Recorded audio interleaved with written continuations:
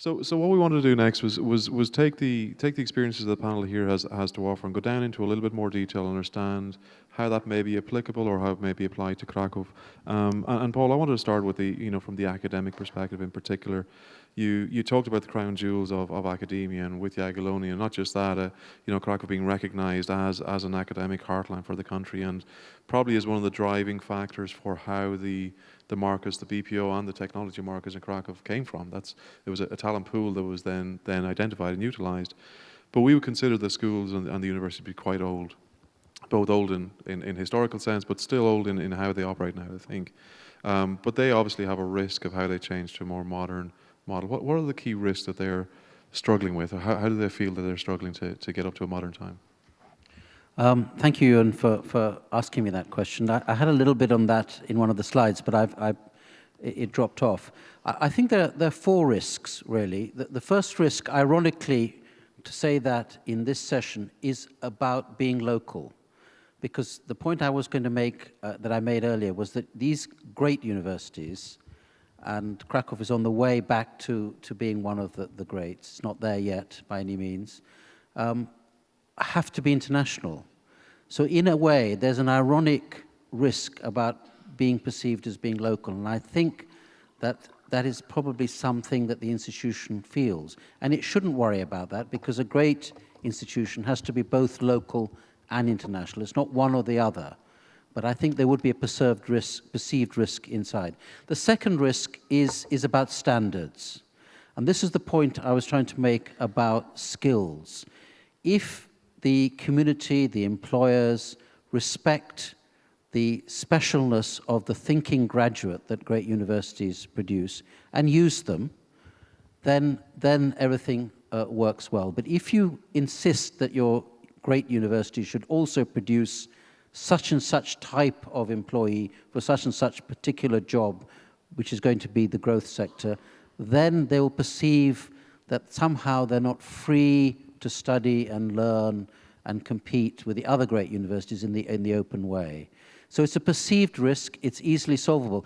It's easily solvable because in Krakow, I think you've got something in the region, you've got 32 higher education institutions, and you've got 3 or 4 other major technical and business centers. So in a sense, these two requirements of the more formalized, trained employee and the thinking, argumentative, awkward person who's going to start a new business or create new energy, they can both be produced there. The third risk is autonomy. Universities, above all, pride themselves on autonomy, and that's why I say they're the heartbeat of democracy, because democracy is about being free, about having autonomy. And we learnt very painfully in Poland and the rest of East Europe that if you remove autonomy of great institutions like universities, you crush the spirit of society. That's what the communists did. So having come out of that experience, they will not want their autonomy affected in any way, quite understandably. And the fourth thing is money. Money for a university is risk, partly because it might affect your autonomy. If someone gives you money and say, I want such and such, by such and such time, in such and such format, that is perceived by the academic, by the professor, as a threat to their autonomy. But overall, universities are obviously facing shrinking budgets, so they have to adjust.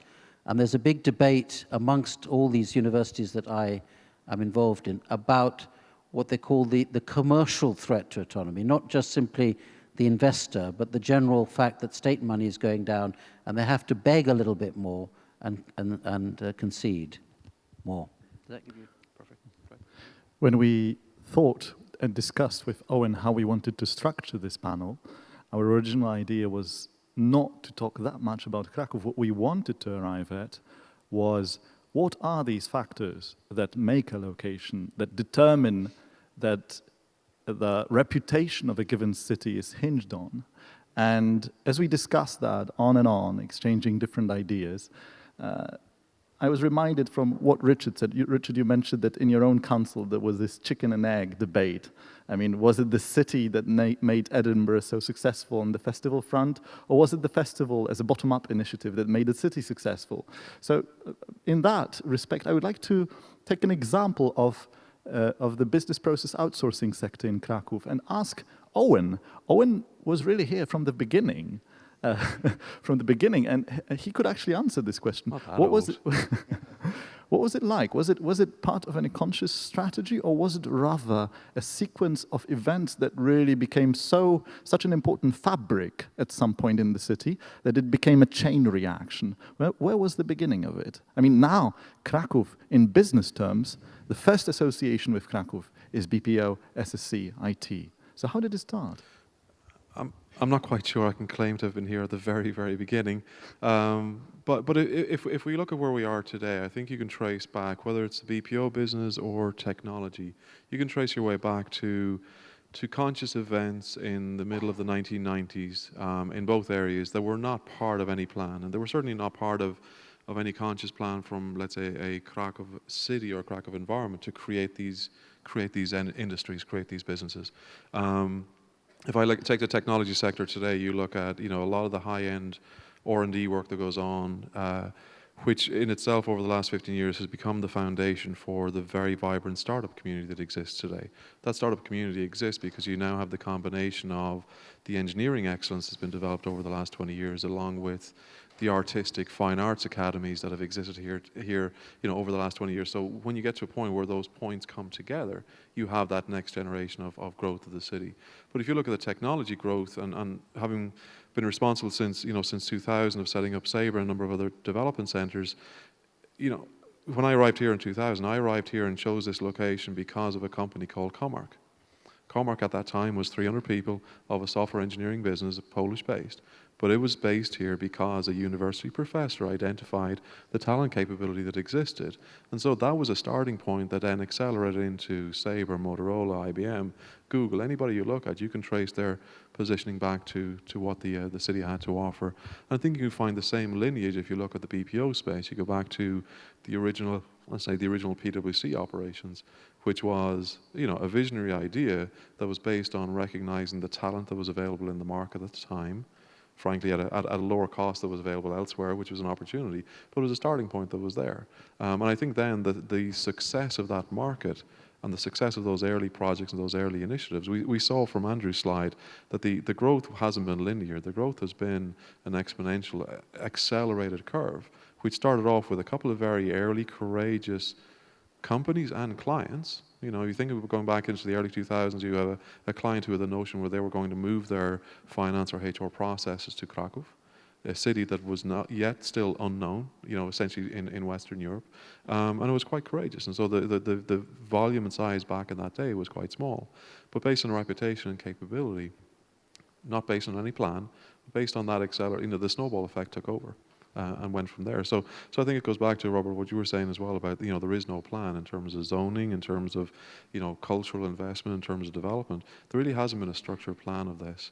It has been the talent and the excellence that the city and the people of the city have been able to provide has been the foundation.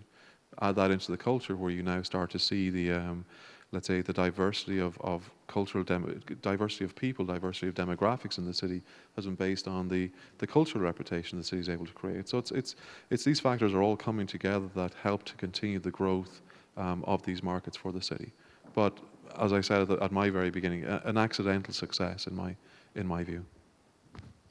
An accidental success. Ladies and gentlemen, not a very optimistic conclusion at this stage. Very optimistic. Can we try and shift it to the cultural level, perhaps, Richard and Robert?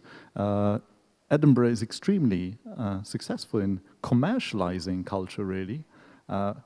If you think of cities like Krakow, which have such an extensive offer and give so much focus, which is much more difficult to quantify in business terms, I mean, how profitable is the fact that you have 160 festivals on offer? I mean, if you were to use the case study of Edinburgh and give some generic advice to a city like Krakow, what would be your three first things you would say? I think that's perhaps where the flaw in the argument. I think there are certain unique circumstances which happen at a particular moment in time. And don't tell me you were just lucky. It's largely, I think that's the case, because it's very light touch regulation in the council. We really give a very small amount of money and say to the arts sector, get on with it. We don't interfere. We try, in terms of regulation, we make their lives easy. But what You was know, the spark? Like Owen said, that the spark in case of Krakow was individual level entrepreneurship and a sequence of events that followed the right timing, etc. What was the spark in Edinburgh? How did it all unfold? Well, I mean, because I only had a 5-minute presentation, I didn't want to give the entire history of the festival. Of course, when people think of the Edinburgh Festival, the councils established the, as it were, the High Art Festival, the one dealing with sort of opera, ballet, orchestral concerts. But what people tend to think of more these days is the Fringe Festival, which is entirely set up by people who initially didn't have the opportunity to perform at the official festival, so they just simply set up their own organization and started performing in cellars, you know, in open squares, and they just simply got on with it. And subsequently, that's developed its own comedy festival. Out of that's also come the Jazz and Blues Festival. And so what I mean is that I think what we did well, and governments and organizations don't always necessarily do that, what we did well is get out of the way and allow creativity to flourish. And I think that's, you know, even to the degree in which we make regulations an awful lot lighter and an awful lot easier for people to get on and actually do things in August. And then the rest of the year we get back to being our Presbyterian Scottish cliches and make their lives very difficult. But for August, we're very good at just simply allowing people to get on with it, you know. So I would say that's the key. You know, allow, you know, take it from the artists, really find out what they want. I think if it becomes too state-led, I think artists will naturally shy away from that. Mm-hmm. Yeah, listening to Robert's presentation, he had this dilemma. He said that we don't know really where we should go more into a focused 2-3 major brand festivals and give more resources or to diversify and cater to different audiences. Now, I would feel that his job is really frustrating because most of the festivals that he goes to, he feels, I wish I had this much cash for a festival, right? So what would be your advice against this dilemma? Well, again, the International Fringe Festival, which is the world's biggest arts festivals, we give £100,000 a year to. It's literally nothing. They just get on with it, and yet 2,500 performances take place in that month, from theatre, comedy, orchestral concerts to plays, everything. Well, what the advice is, I think, I just go back to my previous comment, not to bore everyone with it again, but it's in a sense allowing the artist to find a way and encouraging and be there to support and do it at a city level with regulation. Don't throw lots of red tape in the way, but essentially allow creativity come out. And I think that's the analogy with business. Surely that's, we want to remove the red tape and allow entrepreneurship. And I think this is simply the cultural form of that. So Robert, if we were to pick that up from a Krakow perspective, and you look at the Krakow festivals, and one of the key points that you mentioned was that combination of business and culture needs to be the heart of a city. If you had let's say an ask of Aspire, what were the things that you as a festival leader would look at for companies to be doing differently with you? Or for you. I get, you know, there's a combination of circumstance, it's also a combination of circumstance and opportunity that we may be missing. I think we have same goals. Actually, this connection between arts and business is obvious. We need resilient, open-minded, critical thinking employees. You need these people as well. So this is the main argument how we should build connections. We have this portfolio of projects, but they are fully paid from the public sources. But all these festivals could be used as a great tool to work on the community, to improve some tools you are creating, to examine tendencies or to set new trends altogether. So I think that we need to work closer to build a stronger communication between our institution and business sector, so we can learn and share with you how culture can help achieving your goals, but how to support the development of the city and of your companies as well. And it would be also a beautiful way to give something back to a city which provides to the international companies with talent, creative resources, and growth. So that's something I would like to put really strongly. Right. Gilles, and what's your perspective? Because obviously, being a company which builds things, works on a project basis, how do you think when you think of big successful cities which have a reputation for something? What are the key determinants that make a city attractive to business or make a city attractive to a particular stakeholder group?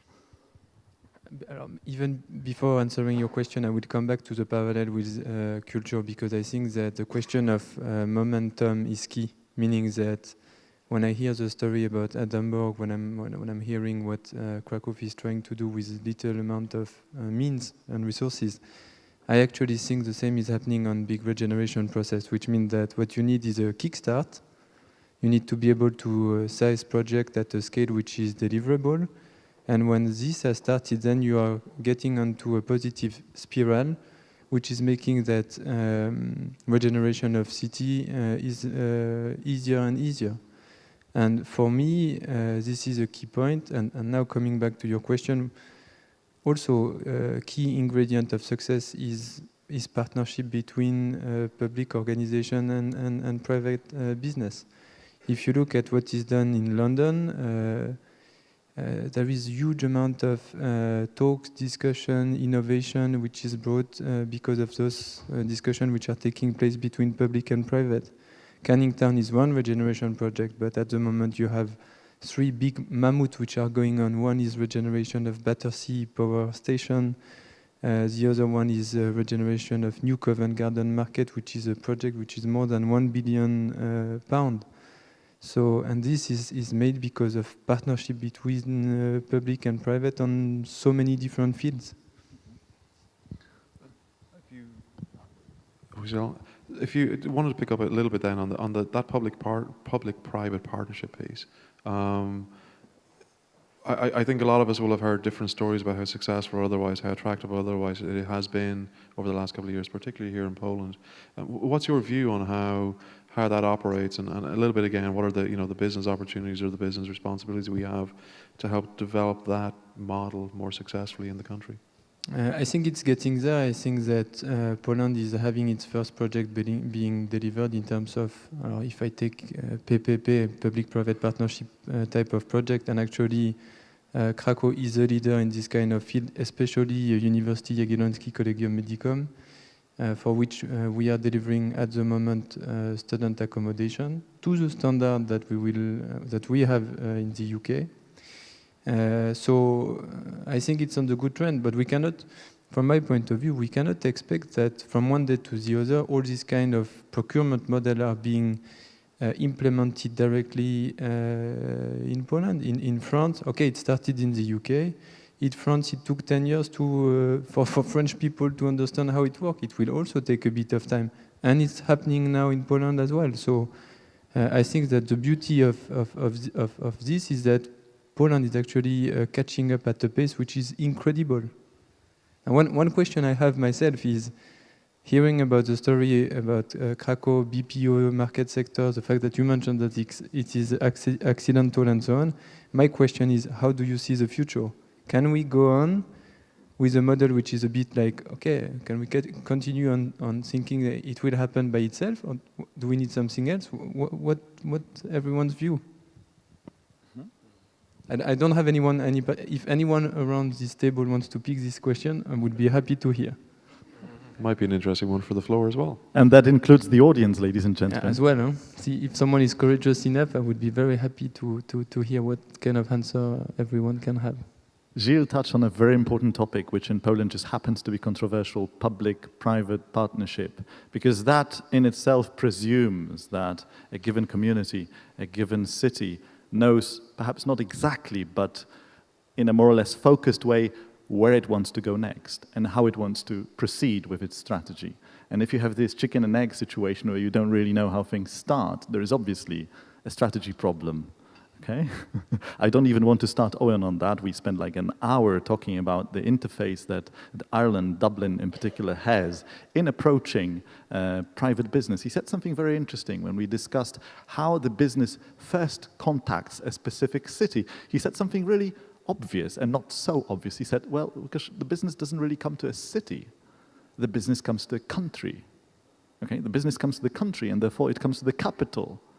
Unless a city in a country has developed a very specific reputation for a specific branch of business. So in that sense, Gilles' question is really perhaps the most relevant question. So I suggest we go to recommendations, gentlemen, the most the toughest part of this panel, and then we give the floor to the audience because we have like 5 minutes left. So what would be your recommendations for a city like Kraków in terms of priorities? Most of you know this city really well. Perhaps 2, 3 priorities that you can think of when you think about making places. You know where Kraków is, you know what its priorities are. Robert has just explained that it gives a lot of focus, funds, and thinking into culture.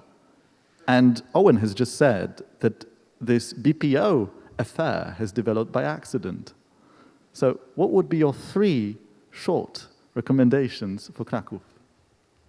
So you want me to start? Sure, Paul. It's not easy. I think the most important thing, is to build a sense of trust. I don't think that the city as a single entity knows precisely where it wants to go to. Different sections have different goals, and the trust bit comes in where you share those goals and you make sure that when you reach your goal, you don't trample or destroy someone else's goal. So that's my trust point. For the university, I'm sure people value the Jagiellonian as a jewel, but I'm sure also people are very frustrated with it. They think it's kind of outdated, aloof, not as connected as it could be. But then I think my recommendation is reach out, adapt, set up a young entrepreneurs club, a place where young graduates who are looking for jobs can come and interact. Set up an innovation council where you can go and hear exciting researchers talk about their new discoveries, and maybe they will connect to some things that you have inside your business plans. That's a very interesting thing, what you said, Paul, because when I look at it from a bit of a distance, I would say what you've just said means that change in a major old university will not happen top-down. It can only happen bottom-up. And that would mean that it can... Well, you can get... I think actually you have got a wonderfully innovative rector at the moment. I do believe that. He's very science-orientated. Mm-hmm. He's traveling a lot. He's traveling with me to some of the other universities, and he's seeing things, and he's very keen to push on. And probably, it's because they're an elected rector, he's got a second term, just like a councillor. You want to achieve things. So you can do it. But in an institution like the Jagiellonian, there are risks in change. Mm-hmm. And I probably didn't make it clear enough. It's not like a small business. And so people are ultra cautious. They're set in their ways, and that's the problem. So it has to be probably bottom-up, probably external, internal, and a little bit top-down. Thank you. Owen, maybe would you agree and add your own arguments? Yeah, absolutely. And I think one of the aspects of the academia piece I think we as a business group need to look at is how we then build those partnerships with academic cultures. I think the parallel I would look at is comparing where we are to maybe a more Western, let's say a US model, where you see business leaders have had an academic career in the past, or academic leaders have had a business career in the past. I think particularly in Poland today, or still today, it's still a little bit too siloed. And I think that's one of the aspects that would need to change. For my own recommendation, I'm going to take 2 words that people have used, and Paul talked about trust, and Andrew spoke about network. And I think if I try to describe Aspire as the association, that to me becomes that trusted network. I think our conversations, whether it's with the city authorities, whether it's with academia, has developed over the last 10 years because we've been able to present ourselves not as individual companies because of let's say the risk or the mistrust aspect of what's the company want or what's in it for the company. I think representing ourselves as Aspire as an association has created that trusted network and that trusted relationship where we now have more of an open opportunity to engage with some of these challenges we see. So that's my recommendation. I think we already have the ecosystem. We already have the model that other cities are envious of. And that's been one of the accelerating growths we've had over the last 5 years. I think that's, to me, is going to be one of the key factors for us for the next 10 years, is continuing to learn how we use the success we've built. Not just the delivery success or the scale success, but actually the trusted network, the trusted relationship success we've built inside the heart, let's say the Kraków heart. That to me is one of the key value differentiators. You can probably take a show of hands and you'll find at least 5 or 6 companies who've come to Kraków over the last 10 years by identifying Aspire individually as being the differentiator compared to another city they've thought about. because the business case always stacks up pretty much the same. It's a very emotional differentiator that happens all the time. Gilles, you've had enough time to think about the next steps, as you called it. What would they be for making a place in Krakow? What would be the next steps for this city? For me, the three ingredients would be the following one. I think that first, Krakow should keep its identity because it's very specific to it, and that's a key success of continuing growth and development. On the same basis, for example, I would make a parallel with Barcelona. As soon as you mention Barcelona, everyone has an idea as to what it represents, and I think Krakow has already this. Second point, I would say, I think that if you have a look, and I've been working in France, in the UK, and now in Poland, if you have a look at all those big super locations, super city, at some point it is, well, they are planifying what they want to do next. Accident can happen, but I think it's good also that there is planification. Planification, but with flexibility, because you have to be able to adapt with market condition. So your plan cannot, they can never be too rigid, otherwise it will not work. And last is partnership. I mean, open debate, discussion with companies, and so on and so forth, with different kind of groups will bring ideas to help development. So those are my recommendations. Richard. I'll be very brief. I mean, and not least the difficulty of coming up with recommendations when you've had three people before you has had you come up with three fresh ones. But just, I mean, I think the obvious point is to start at the similarity from an Edinburgh perspective. You're both UNESCO World Heritage Sites. You've got ancient and beautiful city centres. Maintain them, but don't become dominated by them.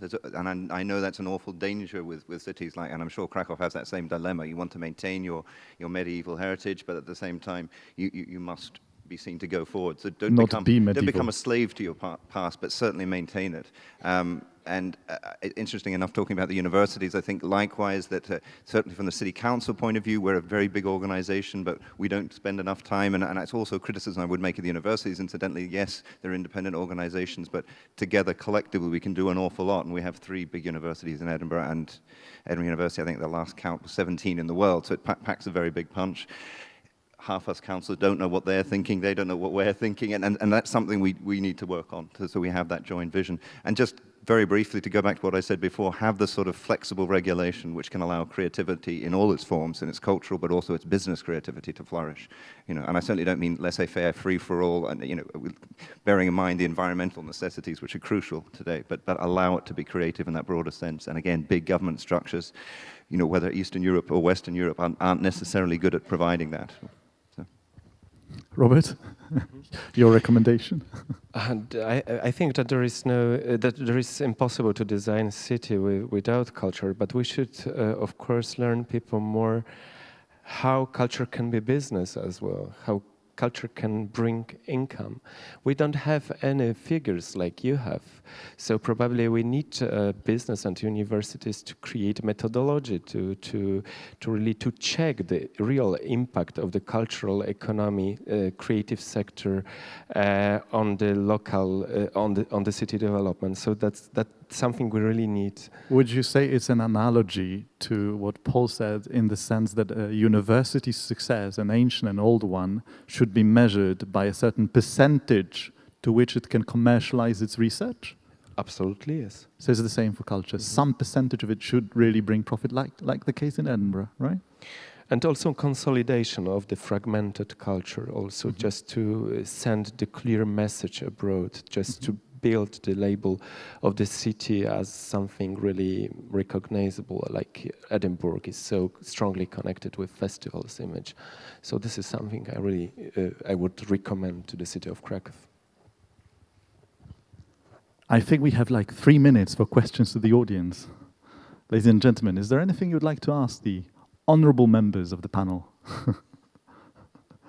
Any questions? Someone, yes, could you please ask your question? Is there a mic around? Yes. Hi. Try the third time. Hello. Hello.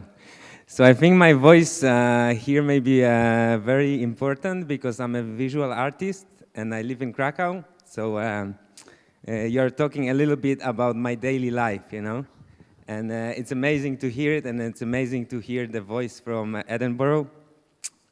And what I wanted to say, there was this question for recommendation, and I think that we, as a Krakow, we have the,